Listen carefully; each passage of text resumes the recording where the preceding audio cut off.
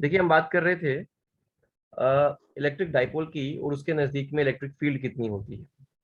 तो last time हमने क्या क्वेश्चन किया था मैं आपको बताऊं। देयर वाज अ डाइपोल, एक डाइपोल था ये हमारे पास। डाइपोल होता क्या है, एक पॉजिटिव और एक नेगेटिव पॉइंट चार्जेस जब कुछ दूरी पे रखे होते हैं तो उसे डाइपोल कहते हैं। ओके, तो इसे डाइपोल कहते हैं। इसके बाद में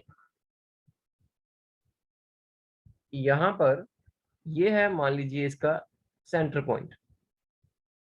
this is the centre point of the dipole और सेंटर से इसका नाम रख लीजिए ओ। यहां से एक चार्ज का डिस्टेंस ए है तो दूसरे का भी ए मान लो। इसका वैल्यू है क्यू, तो इसका भी क्यू मान लो। दोनों की वैल्यू हमेशा कैसी रहती है, सेम रहती है। ओके, अब मान लीजिए यहां पर एक पॉइंट है हमारे पास में। There is a point P where we want to find electric field intensity due to this dipole. अब बात ये है, कल हमने जो पढ़ा था उसके अकॉर्डिंग क्या था कि डाइपोल की एक्सियल लाइन और डाइपोल की इक्वेटोरियल लाइन पर जो इलेक्ट्रिक फील्ड होती है वो हमने कैलकुलेट कर। और नाउ ये जो पॉइंट पी हमने फाइंड आउट लिखा है यहाँ पर, ये पॉइंट ना ही एक्सियल लाइन पर है और ना ही इक्वेटोरियल लाइन पर है, ये तो कहीं और ही है।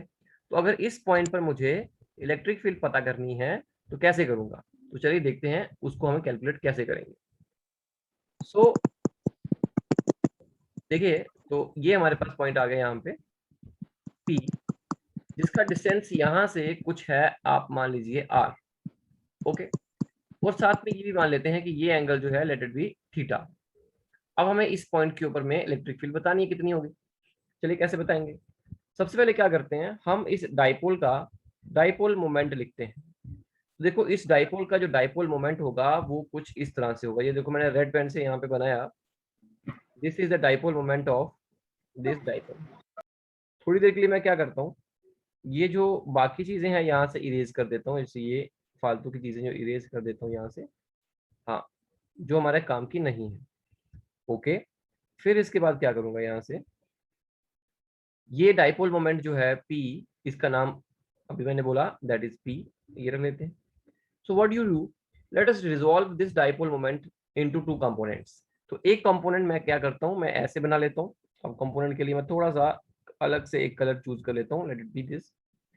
एक कंपोनेंट मैं इस डाइपोल मोमेंट का यहाँ बना लेता हूँ इस तरफ, ये देखिए। और एक कंपोनेंट मैं कहाँ बनाता हूँ, उसके परपेंडिकुलर कंपोनेंट बनाता हूँ। तो मान लीजिए इस तरफ बना लिए,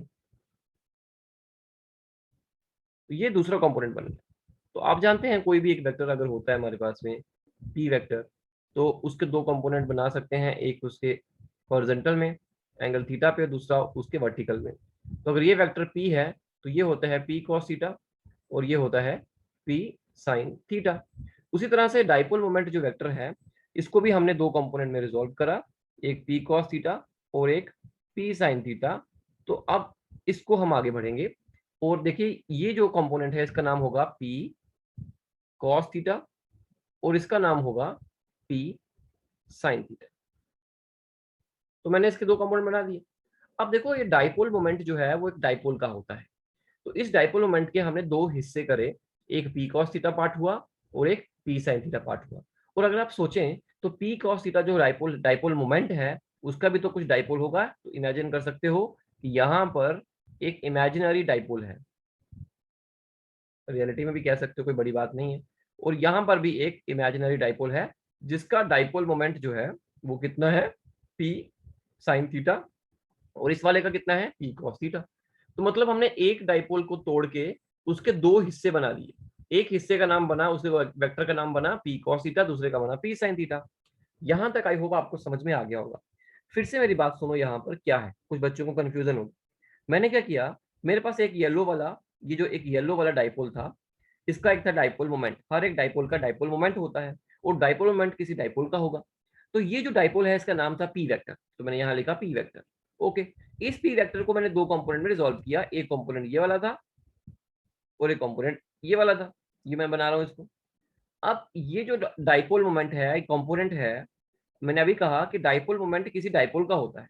तो अगर पी कॉस थीटा एक डाइपोल मोमेंट है तो उसका डाइपोल भी तो होगा, तो वो मैंने डाइपोल यहाँ पे बनाया इसके साथ में, इसके पैरेलल में। और पी साइन थीटा भी एक तरह का डाइपोल है, तो उसका भी मैंने एक डाइपोल मोमेंट, डाइपोल बना दिया डाइपोल मोमेंट का।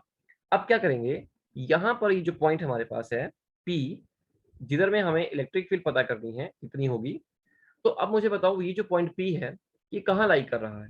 अगर आप देखें तो ये जो पी कॉस थीटा वाला डाइपोल है, पी कॉस थीटा, तो ये पॉइंट पी उसकी एक्सियल लाइन पर लाई कर रहा है बिल्कुल। मतलब एक तरह से देखा जाए तो ओ पॉइंट के ऊपर इस समय दो डाइपोल है, एक ये वाला और एक ये वाला। अब ये बोलोगे सर येलो वाला कहाँ गया, बोलेंगे येलो वाले को तोड़ के ही तो ये दो बनाए हैं। तो अब ये जो है पी कॉस थीटा, इसके देखा जाए तो इसकी एक्सियल लाइन पर पी पॉइंट आता है, बिल्कुल सही। और पी साइन थीटा को देखो अगर, तो पी साइन थीटा की इक्वेटोरियल लाइन के ऊपर ये पॉइंट आता है, बिल्कुल सही। तो हम ऐसा कर सकते हैं कि इस पी कॉस थीटा कंपोनेंट जो है, इसका जो डाइपोल है, इसकी वजह से यहाँ की जो इलेक्ट्रिक फील्ड होगी वो ऊपर की तरफ होगी, बिल्कुल सही। ये कौन सी किसकी वजह से है, ई एक्सियल। क्यों, क्योंकि आप जानते हैं एक्सियल लाइन पे इलेक्ट्रिक फील्ड उसी डायरेक्शन में होती है जिस डायरेक्शन में डाइपोल मोमेंट होता है। ओके, अब देखो पी साइन थीटा, देखो ये जो डाइपोल है इस डाइपोल की वजह से पी पॉइंट पर डाइपोल मोमेंट की डायरेक्शन होगी इस तरह से। आई होप मैंने अगर अगर आपने कल का लेक्चर अच्छे से सुना होगा तो आपको समझ में आया होगा, क्योंकि आपको पता है इक्वेटोरियल लाइन के ऊपर डाइपोल मोमेंट की डायरेक्शन जो होती है वो, सॉरी, इलेक्ट्रिक फील्ड की जो डायरेक्शन होती है ई इक्वेटोरियल की, वो डाइपोल मोमेंट के इक्वल, इक्वल नहीं अपोजिट होती है हमेशा। तो देखिए डाइपोल मोमेंट जो था किसका, पी साइन थीटा वाला, वो राइट डायरेक्शन में है, इसलिए मैंने इक्वेटोरियल इलेक्ट्रिक फील्ड जो है वो लेफ्ट में बनाई है। ओके, इसका मतलब यहाँ पे दो फील्ड्स बन गई पी पॉइंट के ऊपर। अब बताओ इनका रिजल्टेंट क्या होगा, नेट फील्ड कितनी होगी, तो बोलेंगे यहाँ पे एक पैरेललोग्राम लॉ, पैरेललोग्राम बनाओ, और उसका जो रिजल्टेंट होगा that will be the resultant electric field due to this dipole. Okay, अब इसको कैलकुलेट करना है, तो कैसे कैलकुलेट करेंगे, सबसे पहले मुझे बताओ ई एक्सियल कितना होगा। तो E axial will be equal to, कैसे कैलकुलेट करोगे, तो सबसे पहले लगाओ के, उसके बाद लगाओ 2, उसके बाद लगाओ पी, पर इस पर पी नहीं है, पी कॉस थीटा है, अपॉन आर। आर कितना है हमारे पास में, R is R, R cube होगा। इसके बाद में अगर आप इसी तरह से ई इक्वेटोरियल निकालना चाहते हैं तो वो कितना होगा, that will be equal to K P sine theta upon R cube. Let it be equation number 1 and this is equation number 2। अब बताओ रिजल्टेंट, यहां पे लिखूंगा therefore resultant electric field at P is, वो कैसे कैलकुलेट होगी, तो बोलेंगे E equal to vector sum of E axial उसका स्क्वायर और E इक्वेटोरियल का square, this is E equatorial, उसका भी स्क्वायर करेंगे।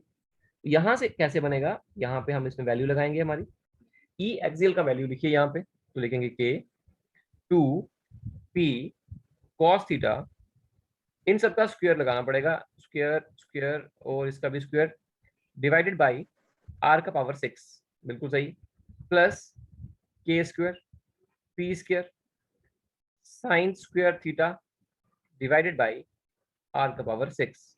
ये बन गया हमारे पास में। यहां से आगे कैसे कैलकुलेट करेंगे, देखिए के यहां से कॉमन आएगा, रूट के अंदर के स्क्वायर है तो बाहर के निकालेंगे तो के बनेगा। उसके बाद देखिए पी, दोनों में पी स्क्वायर कॉमन है तो बाहर निकालेंगे तो पी बचेगा।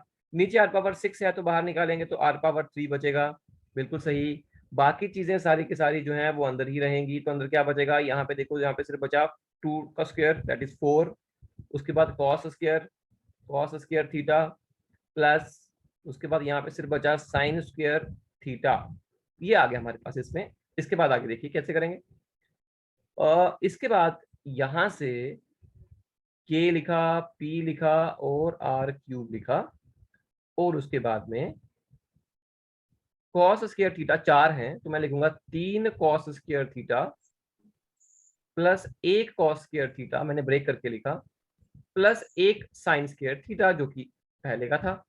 तो ये मैंने यहाँ पे लिखा, यहाँ से इसको थोड़ा सा हम सेपरेट कर लेते हैं ताकि आपको कंफ्यूजन ना हो डायग्राम से, और that will be equal to K P upon R cube square root 3 cos square theta. अब देखो ये चीज देखो, ये तो 1 हो गई, यहाँ पे आएगा 3 cos square theta plus 1. So this implies electric field equal to kp upon r cube root 3 cos square theta plus 1. So ये बन गया इलेक्ट्रिक फील्ड का एक्सप्रेशन। देन अब एक बात बताओ, मैं कैसे मान लूं कि एक्सप्रेशन सही है कि गलत है? थोड़ा सा जस्टिफाई करते हैं इसको। देखो, अगर मैं अपने पॉइंट को P, अगर इस P पॉइंट को मैं एक्सियल लाइन पे ले जाऊं, इक्वेटोरियल लाइन, अगर मैं इसको यहाँ पे एंगल थीटा है इस समय, और अगर ये इक्वेटोरियल लाइन पे चला गया, मतलब यहाँ पे आ गया, कहीं इस जगह पे आ गया, तो क्या होगा? एंगल जो है थीटा वो 90 डिग्री हो जाएगा। तो यहाँ लिखूंगा theta will be equal to 90 degree. तो देयरफॉर इलेक्ट्रिक फील्ड कितनी हो जाएगी? That will be equal to K P upon R cube into, देखो 3 cos स्क्वायर 90, cos 90 होता है 0, 0 हो जाएगा, 0 प्लस 1 दैट विल बी 1, और 1 का स्क्वायर रूट करेंगे तो 1 आया, तो मतलब यहाँ पे 1 आया, इसलिए आंसर यही रहेगा। और सच में यही होता है, बिल्कुल सही, हम तो पहले के जानते हैं यहाँ पे कि यही वैल्यू होती है इसकी। Okay, that's good. तो एक चीज जस्टिफाई हो गई कि हम इस तरीके से भी इलेक्ट्रिक फील्ड कैलकुलेट कर सकते हैं ऑन इक्वेटोरियल लाइन। दूसरा केस देखो, ये हो गया first case, let it be first case. अब इसमें सेकंड केस देखो, सेकंड केस में क्या होगा कि at axial line, let it be axial line, at axial line theta equal to 0 degree. अगर थीटा 0 डिग्री है तो इलेक्ट्रिक फील्ड किसके बराबर होगी? That is K P upon R cube into cos 0 degree 1 होता है, तो 3 into cos square theta, cos square theta 0 degree 1 हो गया, 3 प्लस 1 यहाँ पे 4 आएगा, तो यहाँ आएगा √4, √4 2 होता है। तो इलेक्ट्रिक फील्ड कितनी आ गई? के 2p अपॉन आर क्यूब। तो this is the electric field eight axial line. अरे भाई, यही तो हमने कल कैलकुलेट करा था। तो ये सवाल आप एक बार देख लीजिए किस तरह से हमने इसको सॉल्व किया। सबसे पहले हमने एक डाइपोल लिया, डाइपोल लेने के बाद एक आर्बिट्रेरी पॉइंट लिया जो कि ना ही एक्सियल लाइन पे था और ना ही इक्वेटोरियल लाइन पे था। उसके बाद हमने डाइपोल मोमेंट का जो वेक्टर था p, उसको दो कंपोनेंट में रिजॉल्व किया। वो जो दो कंपोनेंट्स थे, उसके एक कंपोनेंट की एक्सियल लाइन पर हमारा पॉइंट p आता है और दूसरे की इक्वेटोरियल लाइन पे आता है। तो दोनों का बारी बारी इलेक्ट्रिक फील्ड कैलकुलेट करके, दोनों को वेक्टर सम करके ऐड करके total electric field eight point p हमने निकाल ली। उसके बाद इसके दो केस भी कर लिए और उनसे हमने एक्सियल और इक्वेटोरियल लाइन के ऊपर इलेक्ट्रिक फील्ड भी कैलकुलेट कर दी।